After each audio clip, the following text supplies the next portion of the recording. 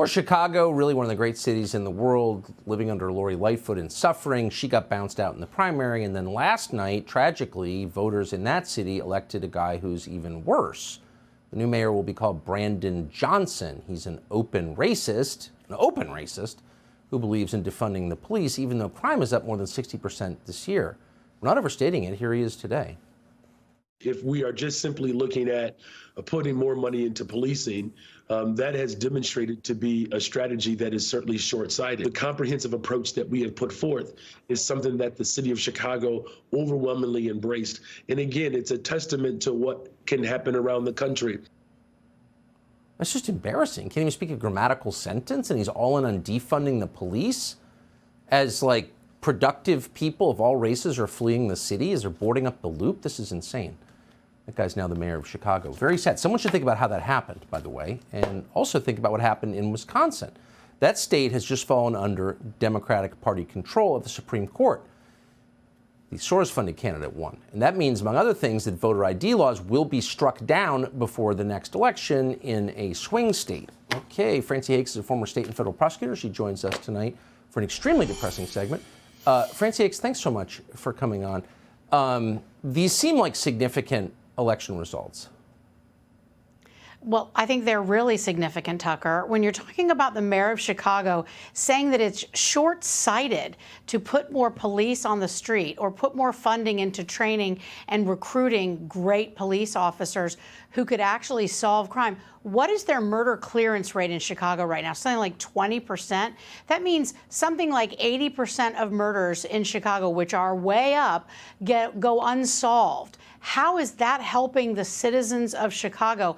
I have no idea what he is thinking. I don't know what they're thinking. All I can say is that the voters of Chicago have apparently elected a man that they should have known was a police defunder and therefore is going to do nothing to make that city safe. And I think that the crime is only going to go up.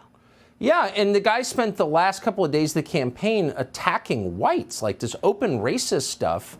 And no one ever says anything about that. How is that allowed in America? How can you openly, baldly attack an entire racial group in a political campaign and no one even notices?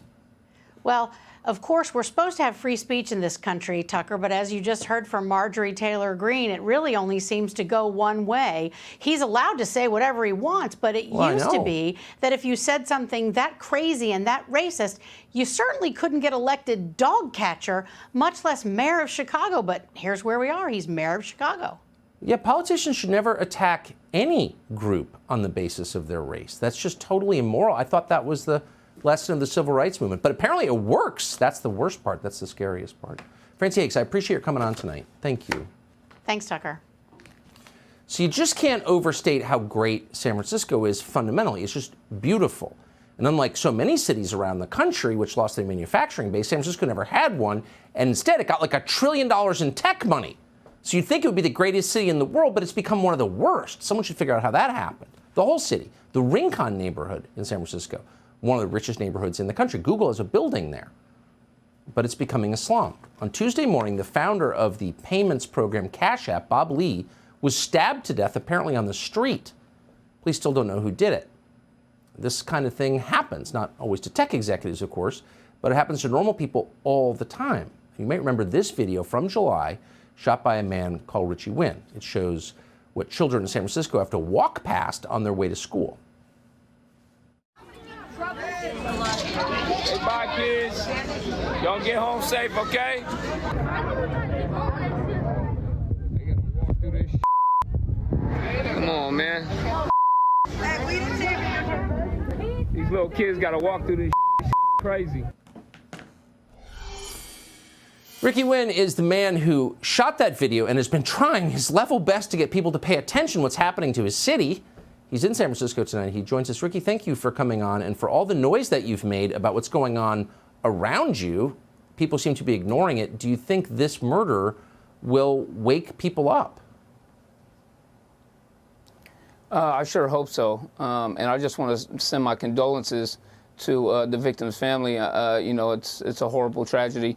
But I also want to ask the mayor, London Breed, and the governor, Gavin Newsom, how much more anarchy are you going to allow before you put your political pride to the side and take a better look at some of these laws and implementations that you put in place and retract some of them because they're just not working? Californians are tired of being subjected to your social experiments, like defunding the police, like trying to legalize illegal drug use with these safe consumption sites and giving out paraphernalia on the streets. I mean, the word travels fast, and within the criminal community and people that are using, and they're flocking here in what I like to call druggy tourism. Now, I don't know the facts of the case of what happened last night, but you know, it just goes to say that when you turn felonies into misdemeanors, people are going to keep pushing that limit on what they can get away with in the city of San Francisco or in any of these Democratic controlled places. They're just going to keep continuously to push the envelope on what they can get away with. So it's really disheartening to see, and I'm really broken up about my city being in the shambles that it's in right now, because this situation with this individual dying is just going to make the situation just that much more worse. You have to imagine, Tucker, like you said, all the money that the tech executives and the tech industry had put into San Francisco. Who's going to want to come and do a startup in San Francisco now when executives and innovators are getting killed and stabbed in the streets? I mean, it's going to further isolate San Francisco and make people leave, and it's really sad to see. And people are leaving. So you shot that famous video last summer that was, I think, very shocking for people who aren't familiar with the current state of San Francisco. What did local officials say about that video?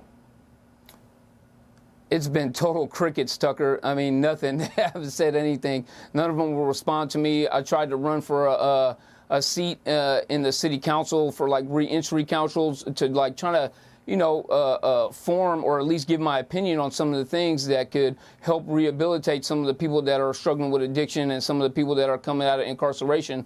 And I was met with fierce prejudice.